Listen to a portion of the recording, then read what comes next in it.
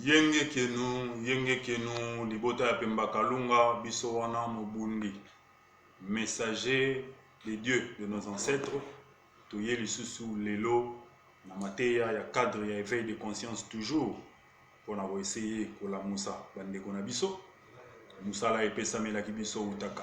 Alors, lelo, sujet toye nango, eza sujet moko, eza très délicat, du moins na mutu oyo aza capable ya utiliser manège na ye, ya utiliser son cerveau de façon rationnelle, il y a saisir et comprendre biso. Alors, l'élément principal na lisolo na biso to sola lelo, c'est que il y a des gens qui, physiologiquement parlant, physiquement parlant, sont de grandes personnes, sont des personnes vieux qui ont atteint 30 ans, 40, 50, 60, 70 ou même 80 ans. Physiquement, ils ont cet âge. On a payé boué, on a payé motoyo, à plus ou moins 60, 50, 40 ans et ainsi de suite. Mais ce qui fait un peu mal, c'est que au monde en Moutouana, il y a 80 ans, il y a 70 ans, il y a 50 ans, mais le logiciel de pensée pour ils faire fonctionner le cerveau, il y a juste une logiciel, il y a 12 ans, il y a 17 ans, il y a moins de 20 ans. Parce que l'homme noir n'a pas encore saisi la portée ou l'importance du cerveau de l'être humain. Il y a un des centres de commande, il y a tout. Il y a un des centres de commande, il y a toutes les décisions, il y a corps.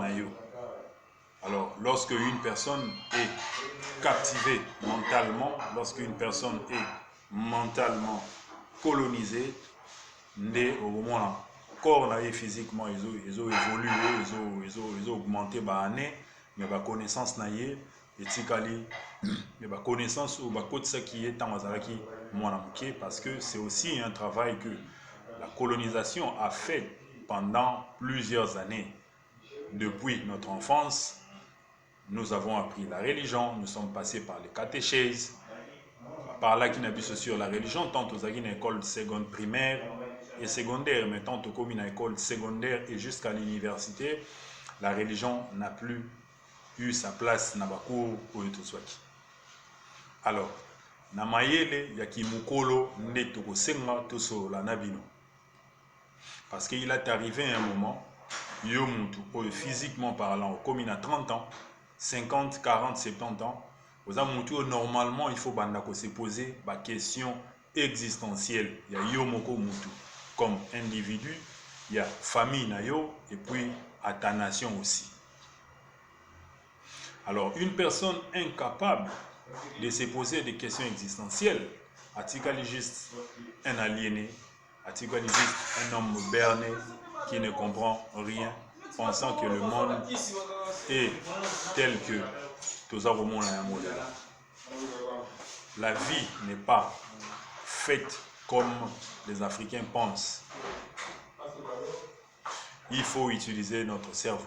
Alors, namayele ya mukolo tokotu na boyi.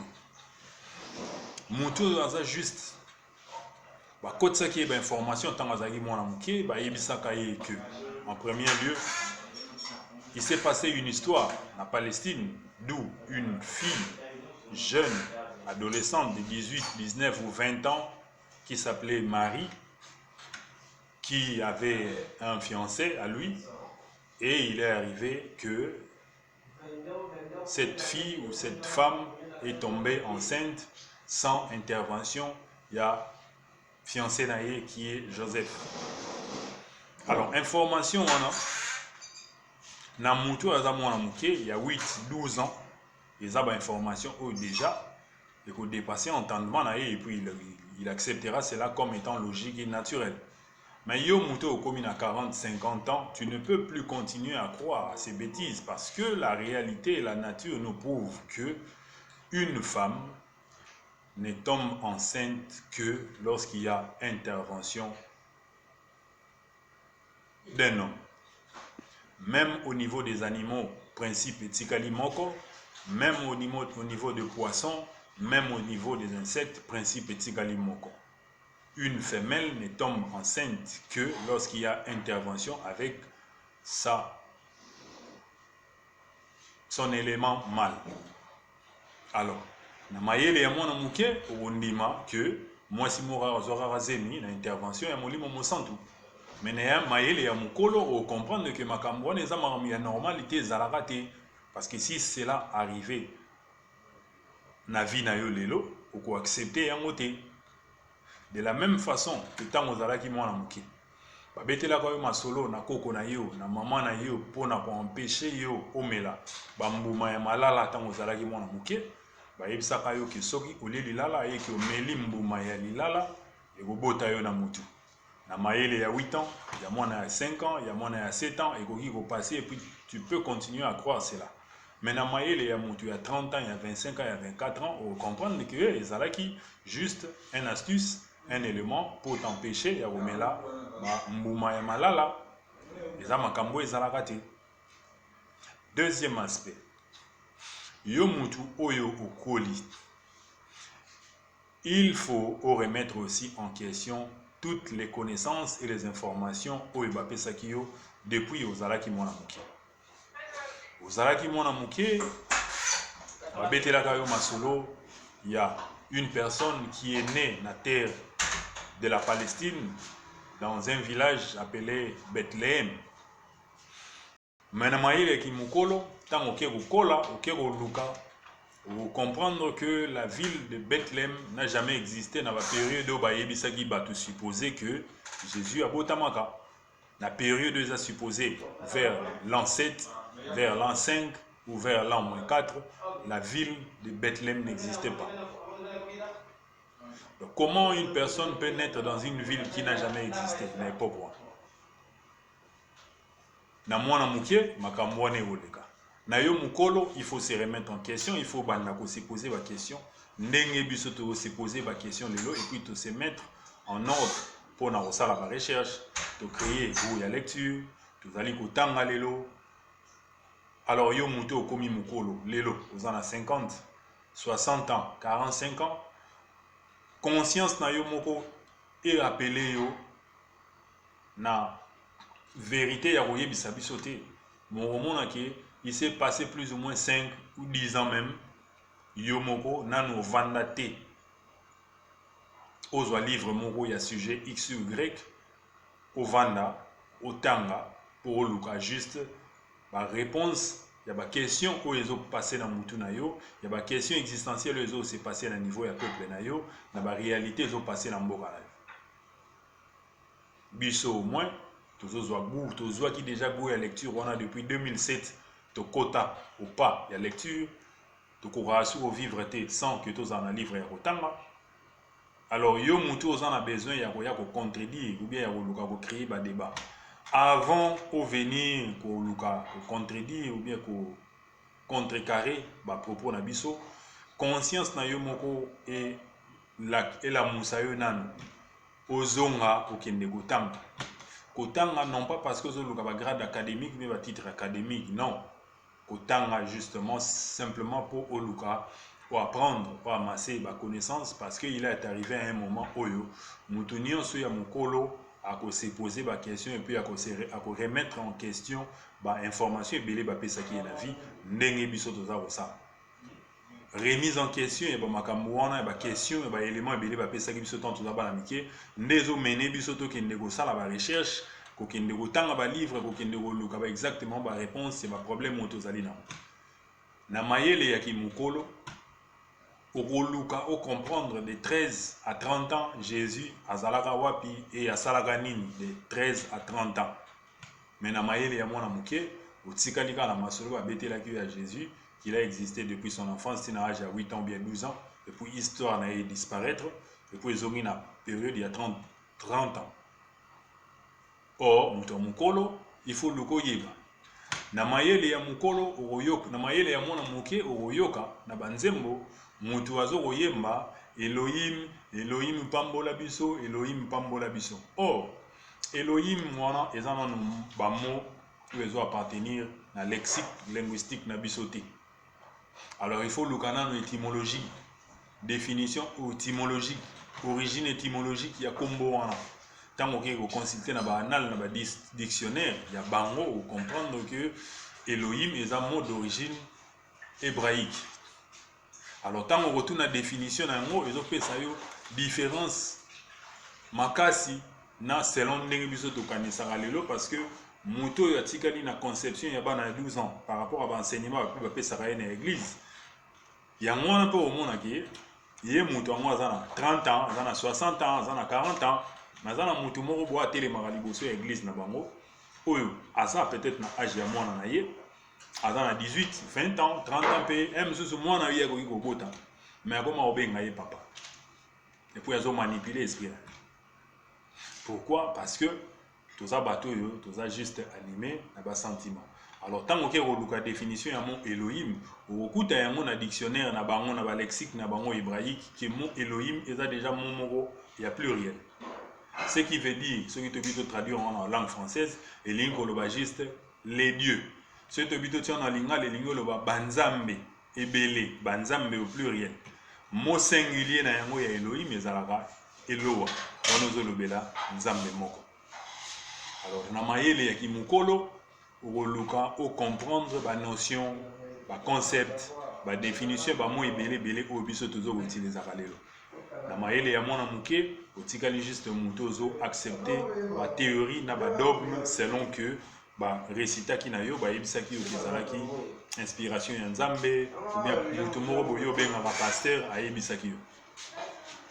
Conséquence na yango au monde appelle que tous a respecté à travers le monde parce que imagine toi yo na Congo oyimbaka Elohim salilanga soki bikamo Elohim salilanga bikamo alors muto azana na Israël oyo alobaka hébreu lokola yo tango azoyoka yo ya yebiki Elohim elingi koloba banzambe ebele tango azoyoka yo sala confusion ya ko penser que Elohim nde kombo ya Nzambe a traité de comment carrément de fou, carrément des malades mentales, carrément d'un aliéné.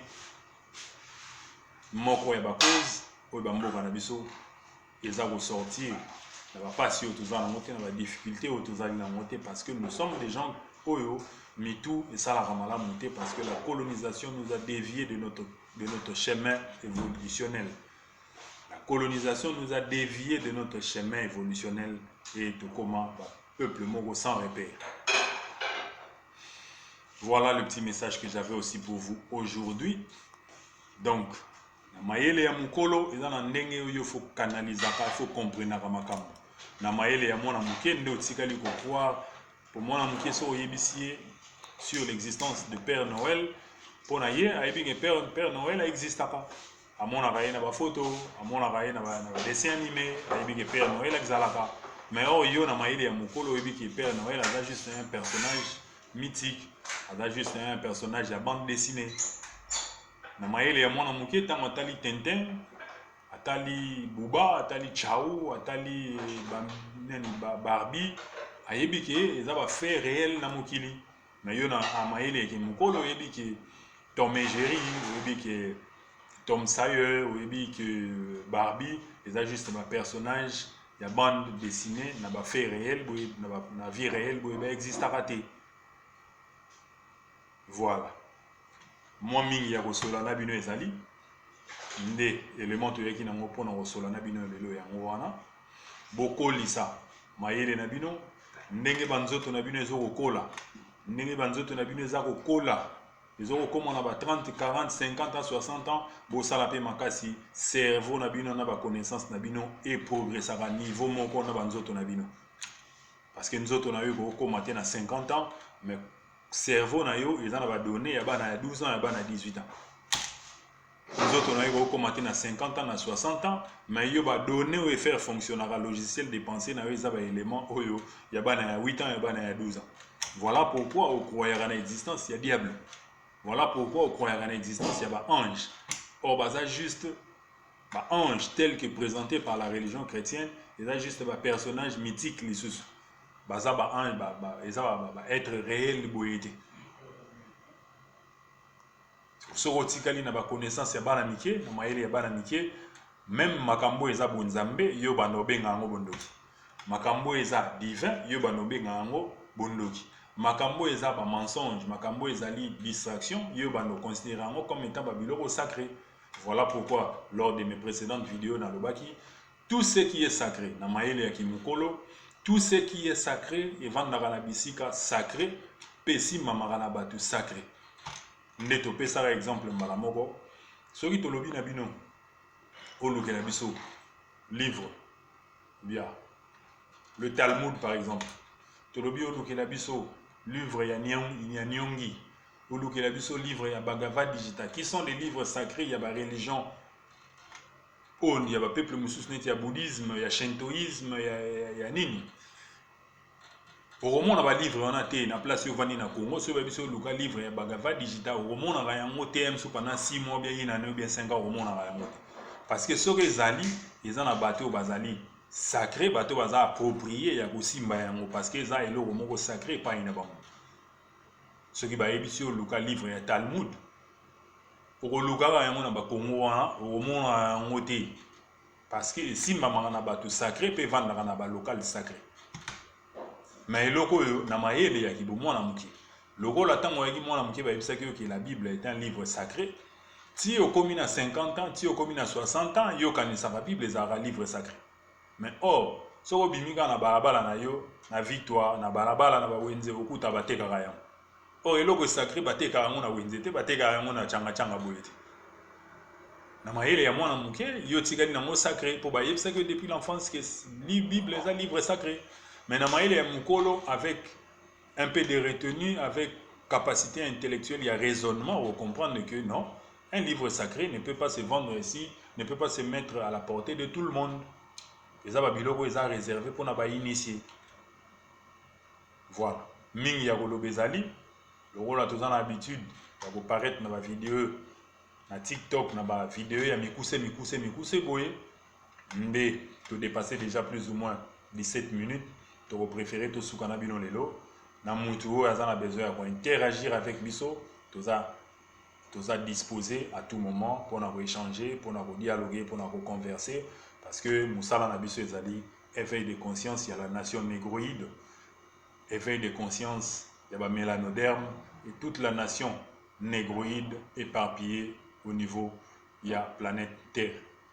Voilà, ezalaki moko ya bino Nkumu, Malembu, Masumbu, Monga, Iyombe, Bolefo, messager ya Nzambe ya bakoko na bino, na etinda, mbela elaka ya Nkumu, Fumu Vuluzi Tata Kimbangu, nde tozana bupikiliki ya kokobaka musala oyo, mbala o mbala, nde tokozongaka. Matondo mingi, botikali malamu, na kombo ya batata mpungu tulendo, na kombo ya Nzambe ya mpungu tulendo, na kombo ya Maweja Nangila, Vidi mukulu wa bankambwa petolobi matondo.